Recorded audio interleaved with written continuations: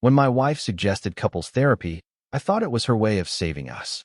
Turns out, it was her way of hiding an affair with the man who was supposed to fix our marriage. My name is Ethan Cole, 41 years old, mechanical engineer, father of one, and apparently, the last to know. For months, I'd felt something slipping. Not dramatic, just small things. The way Lauren avoided eye contact during breakfast. The constant excuses to work late. The new perfume she said a friend recommended. You learn to notice those things when you've spent years solving problems by tracking small details. So when she brought up therapy, I agreed. She said it would help us reconnect. She even had someone in mind, Dr. Matthew Pierce. Certified marriage counselor, mid-40s, expensive, but worth it. I remember thinking it was odd how quickly she had his name ready, but I brushed it off. I wanted to believe she was trying. Our first session was polite, almost scripted. Matthew had that calm, confident tone therapists use, the one that makes you feel like they already know the answer. He asked about communication, trust, intimacy. Lauren spoke first, listing my flaws like items on a receipt. Distant, distracted, emotionally unavailable. I sat there, absorbing every word, watching how Matthew nodded along, just a little too often. Week after week, I listened. I opened up.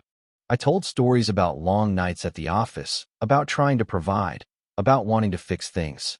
He told me I was avoiding vulnerability.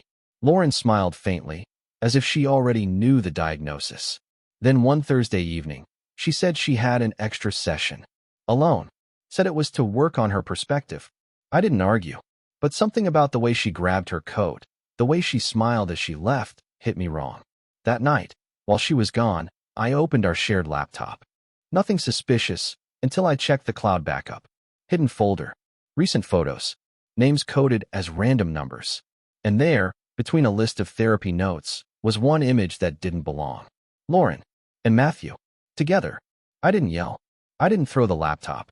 I just stared at the screen, letting the truth settle like dust after an explosion. I realized then, I wasn't going to confront them. Not yet. I was going to watch. Plan. Wait. Because some betrayals don't deserve anger. They deserve precision. The night I found those photos, something inside me went completely still. Not rage. Not grief. Just silence. Like a mechanic hearing an engine die and knowing exactly which part failed. I closed the laptop, poured a glass of water, and sat in the dark until sunrise. By the time Lauren came home, I already had a plan forming in the back of my mind. She walked in with that casual smile, the kind people wear when they've rehearsed innocence. Said the session went really well. I nodded, asked how she felt. She said hopeful. The word landed heavy. I looked at her and thought, you have no idea what you've started. Over the next few weeks, I went to every therapy session like nothing was wrong. I spoke calmly, participated fully, even thanked Matthew at the end of each meeting. He'd leaned back in his chair, confident, in control, with that slight smirk that only I seemed to notice. Lauren would glance at him occasionally, subtle but telling. I could feel the current between them, the tension that wasn't professional. I didn't confront them. I documented. Quietly. Every email Lauren sent him, every appointment mysteriously rescheduled, every payment logged. I even installed a small keylogger on the shared laptop. Legal, since it was mine. Within a week, I had proof that their extra sessions had nothing to do with therapy. Hotel reservations. Private dinners. Messages that read like confessions written in plain sight. One afternoon, while Lauren was at work, I visited Matthew's office under the pretense of confirming our next session. His receptionist stepped out to take a call. I walked past the half-open door to his office and saw it. His phone, on the desk, screen lighting up with her name. I didn't touch it. I didn't need to. I just smiled slightly and left. That evening, I cooked dinner for Lauren. I asked about her day, her plans, how she was feeling about therapy. She talked like nothing was wrong, like the world was still spinning the way it always had. I listened, nodding, storing every word. Because I knew something she didn't. This wasn't going to end in a confrontation. It was going to end in a collapse. One carefully orchestrated by the man she thought was too quiet to notice. By the 5th week of therapy, I had every piece I needed. Dozens of messages, time-stamped photos, bank statements for dinners and hotel rooms disguised as business expenses. I didn't tell anyone. I didn't even let my expression change. To Lauren, I was the same man she thought she could deceive quietly. A man too calm, too trusting, too distracted to notice the cracks beneath his feet. The truth was, I'd never been more focused. Every small detail became data. Every glance she gave Matthew, every carefully chosen word during sessions, every time she said, "We're making progress." I cataloged it all. I was building something. Not revenge, not yet. A structure. Something that couldn't be denied when the time came. One evening, after another one of her late sessions, she came home humming. Relaxed. She poured herself a glass of wine, sat on the couch, and thanked me for trying. I nodded, asked if she was happy with how things were going. She said yes, that she finally felt seen. It was almost funny. She had no idea how closely she was being seen now.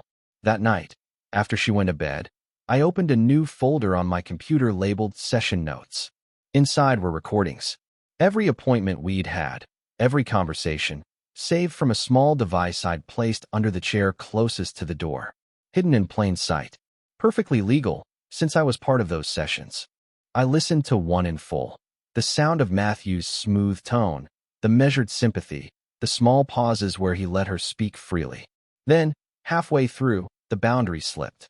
A compliment. Laughter. The unmistakable warmth of something that no longer belonged in a therapist's office. I didn't flinch. I just noted the timestamp. The next morning, I went for a run before work. The sky was overcast, air sharp and quiet. That's when it hit me. I wasn't angry anymore. Anger is messy, impulsive. What I felt was something colder, focused without emotion. The kind of precision that gets results. When I got home, Lauren was still asleep. I watched her for a moment, wondering when she'd started believing I'd never notice. Then I made a decision. I wasn't going to destroy her life. I was going to let her destroy her own, with my help, of course. Silently, carefully, one piece at a time. By the sixth session, I had stopped thinking of therapy as repair. It had become surveillance. Every meeting, every word exchanged, every shift in tone was data. I wasn't there to heal. I was there to document. Lauren still believed I was trying. She'd lean forward in her chair, speak softly about our progress, glance at Matthew for validation. He'd nod with that same professional calm, pretending to guide us while feeding his own arrogance. The irony was almost poetic, two people pretending to fix something they were actively breaking. I watched them carefully. Every time Matthew asked a question, I noted how his eyes lingered on her longer than mine. When Lauren talked about feeling emotionally disconnected, I could hear his breath tighten slightly, almost imperceptibly. You can't fake physiological reactions. People forget that silence reveals more than speech ever could. Outside the sessions, I began setting the stage. I transferred most of our savings into a separate account under my name. I contacted a lawyer, discreetly, under the pretext of reviewing our assets. I didn't mention divorce. Not yet. I just asked about hypothetical scenarios. The lawyer didn't ask for details. Professionals rarely do when the retainer clears. At home, I became the perfect husband again. I cooked dinner, fixed the leaky faucet, asked about her day. Lauren relaxed, unaware that every question I asked was calculated. I wasn't seeking connection. I was gathering intel, her patterns, her alibis, her expectations. I needed her predictable, comfortable, unsuspecting. One night, while she was in the shower, I checked her phone. Not to read messages. I already knew enough. But to confirm a pattern. She deleted everything, even call logs. The effort alone told me everything. She thought she was covering her tracks, but I had already gone deeper. Through her email backups, I'd accessed a shared drive Matthew used for scheduling. It wasn't secure. Within minutes, I saw private notes about me, about her, about therapeutic progress. But between the lines, I found something else. A trip, 2 plane tickets, booked under false names. Departure in 3 weeks. Destination, Seattle. That was the moment I stopped planning quietly and started preparing strategically. I wasn't going to expose them in anger. I was going to make them expose themselves. And when they did, it would be in a way neither could recover from. 3 weeks. That was the countdown I gave myself. 3 weeks until their trip. 3 weeks until everything changed. Lauren was glowing again. Not in a way that said she was happy with me, but in that restless, distracted way of someone living a double life. She moved through the house like she was already gone. I didn't stop her. I helped her pack the illusion, bought flowers, made plans, played my part perfectly. Meanwhile, I started collecting legal proof. Matthew wasn't just a man having an affair. He was a licensed therapist sleeping with a client, a violation that could end his career. Every recording, every message, every receipt was evidence. I compiled it all, labeled neatly, chronological. I wasn't emotional anymore. I was methodical. The way I'd be when assembling a machine, every part precisely aligned, every piece serving a function. At work, I acted normal. To my coworkers, I was the same steady, unflappable Ethan. No one suspected I was spending my lunch breaks researching state licensing boards and confidentiality statutes. I found what I needed, a direct reporting channel for ethical misconduct. They required documentation, anonymity optional. Perfect. 2 weeks before the trip, I set up an anonymous email. I sent the first file to the board, transcripts of sessions, screenshots of messages, proof of hotel transactions. I didn't include names yet, just enough to raise suspicion, enough to start pressure building behind the scenes. Lauren never noticed. She was too busy pretending everything was fine. She told friends she and I were making progress. She even suggested we take a small vacation together after the therapy ended. The irony would have been funny if it weren't so hollow. A week before their flight, I sent the full report. Names, dates, evidence, and one final detail, Matthew's planned disappearance with a client. It was undeniable, irrefutable. I sent copies to the state board, his clinic, and his malpractice insurer. Then I deleted the account. 2 days later, I received an automated response. Your report is under review. Investigation pending. That was all I needed. The night before their trip, Lauren asked if I'd miss her while she was at a work retreat. I smiled, said of course. I even helped zip her suitcase. She kissed my cheek, said she'd call when she landed. I said I'd be waiting. And I was, just not for her call. The morning she left was perfectly ordinary. She kissed me goodbye at 7:15, suitcase in hand, the smell of her new perfume trailing behind her. Said she'd call when she landed. I watched her car disappear down the street, then stood there for a moment, letting the quiet return to the house. For the first time in months, it actually felt like mine again. An hour later, I got an email. Not from her, not from him, but from the state licensing board. The investigation had escalated. They needed confirmation of the trip, verification of the relationship. I sent them screenshots of the flight itinerary and a short reply. This should be sufficient. They didn't respond, but they didn't have to. That evening, I poured a drink and opened the private drive one last time. Every file, every image, every message I'd collected was now archived securely under legal record. It was over for them. They just didn't know it yet. Lauren texted around midnight. Said the retreat was beautiful, that she'd call in the morning. I didn't answer. I already knew where she was. The board had forwarded my report to Matthew's employer, who had already flagged him for urgent review. By morning, his credentials would be suspended pending investigation. I didn't sleep that night, not because of guilt, but because I wanted to remember this silence, the space between what they thought was happening and what actually was, the calm before exposure. The next day, everything unraveled. I didn't need to see it happen. The phone calls told the story. Her friend called first, asking if I'd heard from Lauren. She said she'd just gotten a call from some agency, trying to verify information about her therapist. Then came the second call, from Matthew's office, looking for Lauren. Something about a compliance matter. I kept my voice even, polite. Said I hadn't spoken to her since she left. By the time Lauren returned 3 days later, the fallout had already begun. Matthew's license was under suspension. His clinic had placed him on indefinite leave. The story had spread quietly among colleagues, whispered behind closed doors. She walked through the door looking exhausted, still unaware. She smiled faintly, said the retreat had gone well. I looked at her, calm, steady, and simply said, "Good."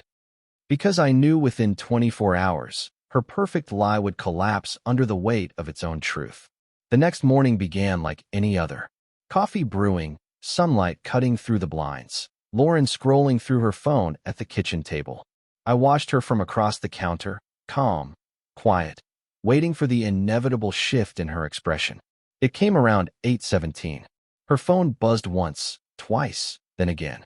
She frowned, opened a message, and the color drained from her face. She didn't speak at first. She just stared at the screen, eyes scanning line after line. Then she exhaled sharply and muttered something about a misunderstanding. Her hands were trembling slightly as she grabbed her keys and said she needed to make a call. She was gone before I could answer. Not that I planned to. An hour later, she came back. Her face was pale, her voice shaky but force steady. She said Matthew was dealing with something professional, that it had nothing to do with us. The word us landed awkwardly, like a lie she no longer believed herself. I nodded, told her I hoped everything worked out. That was all. I didn't press. She needed the illusion that I didn't know. By evening, her denial had fractured. She was pacing the living room, whispering into her phone, pleading quietly. I could only hear fragments. Unfair, temporary, we'll fix this.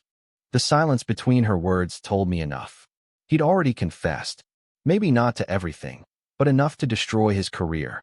She didn't sleep that night. Neither did I, though for different reasons.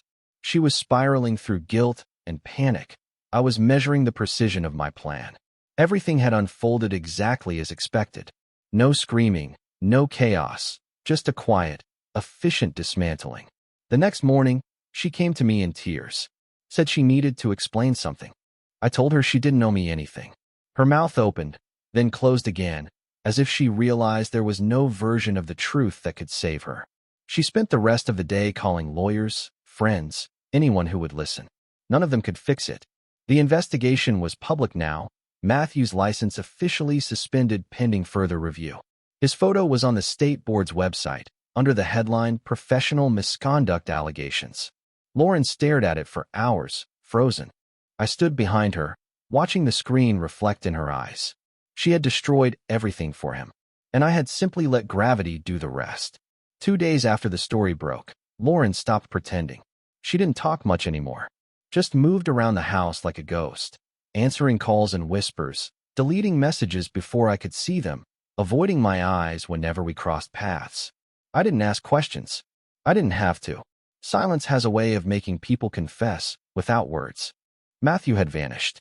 His office was closed, pending investigation. His social media wiped clean, his phone disconnected. The last message I intercepted from him to Lauren was short, desperate. Don't contact me. They're watching everything. After that, nothing. He was gone, and she was left standing in the ruins of what she'd destroyed. One evening, she finally spoke. Said she didn't understand how things had gotten this far. I told her sometimes the things we think we control are already unraveling before we realize it. She nodded slowly, eyes red, expression hollow. I didn't offer comfort. I wasn't cruel, but I wasn't her safety net anymore. She'd chosen her therapist for that. By the end of the week, the calls from friends stopped. The silence around her became heavier. It's strange watching someone crumble in slow motion, especially when you've spent years being the one holding them up. I kept my distance, but I wasn't done. Not yet. There was one final step. Closure doesn't come from watching destruction. It comes from reclaiming control. So I contacted our lawyer. I filed for divorce quietly, citing irreconcilable differences. No accusations, no drama. The papers were delivered on a Monday morning, while she was still asleep. When she woke and saw the envelope on the kitchen table, she didn't cry. She just stared at it for a long time, then whispered, "You knew." I didn't respond. She asked when I'd found out. I said, before therapy ended. Then I walked away. That was all. No shouting, no explanations. A week later, she moved out, left her key on the counter and a note that said only, "I never meant to hurt you." I folded it once and put it in the drawer beside my files. By the time the divorce was finalized, I'd already sold the house. I didn't need it anymore. The space, the memories, it all belonged to a life that had ended long before the paperwork did. I hadn't just lost a marriage. I'd dismantled an illusion. Quietly.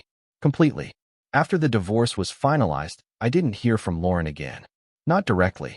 A mutual friend mentioned she'd moved out of state, working part-time, trying to rebuild. I didn't ask where. I didn't need to know.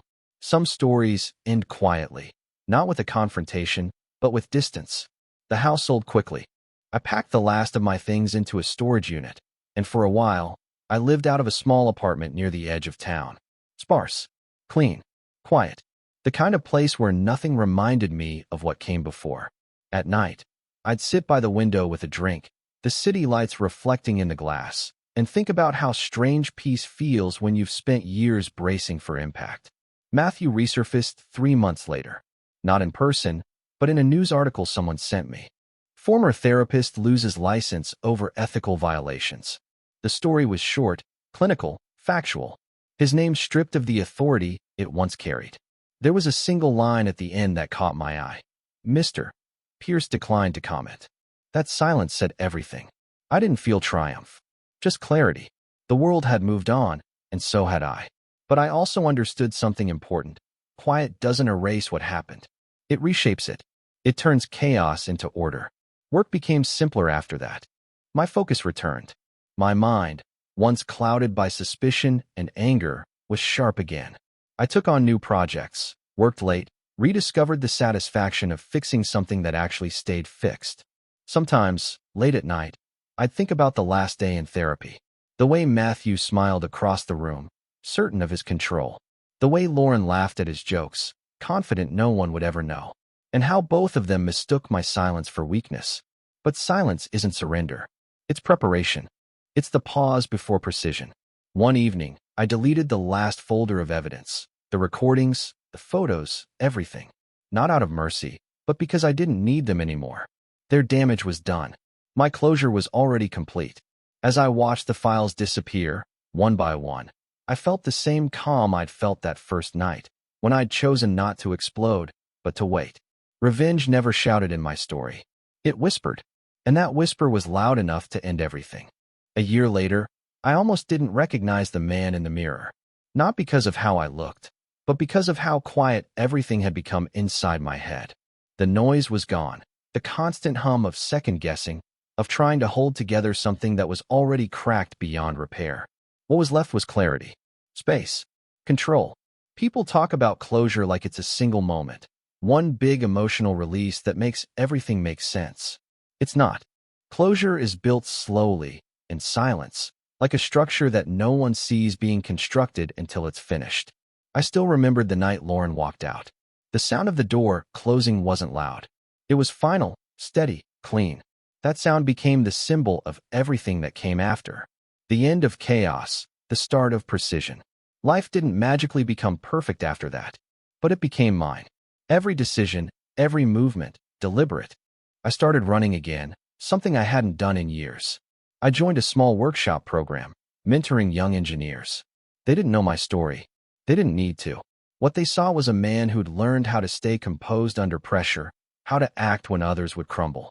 Sometimes, people asked if I ever thought about forgiveness. I always said the same thing. It's not about forgiving them. It's about not carrying them. There's a difference. One evening, I drove past the old office where Lauren and I used to have therapy. The lights were off, windows dark. The building was up for lease. I parked for a moment, just looking at the empty lot. It was strange to think that the place that once held my humiliation now stood hollow, forgotten. Time had done what it always does. It moved on, with or without permission. As I sat there, I realized something simple. The real revenge was never in their destruction. It was in my reconstruction. I hadn't shouted, begged, or retaliated. I'd acted with precision, with patience, with silence. When I finally started the car again, I didn't look back. Some endings don't need fire or noise to be remembered. Sometimes the quiet is what lasts. And in that silence, I finally understood the truth. She'd spent months lying to me, but I'd spent a lifetime building something stronger. Discipline, control, and the kind of peace that no betrayal could ever take away. That was my ending. Quiet. Exact. Absolute. What would you have done in my place? If the story hit you, leave a like. And don't forget to subscribe. It only gets stronger from here.